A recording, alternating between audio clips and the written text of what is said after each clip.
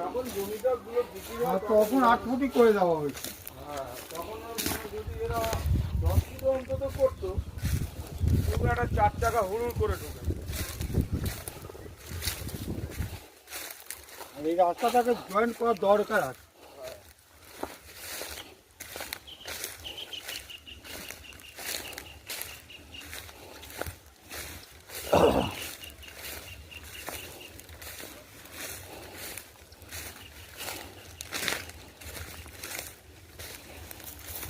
যাই না, যাই না মনে হয় না। যাই না।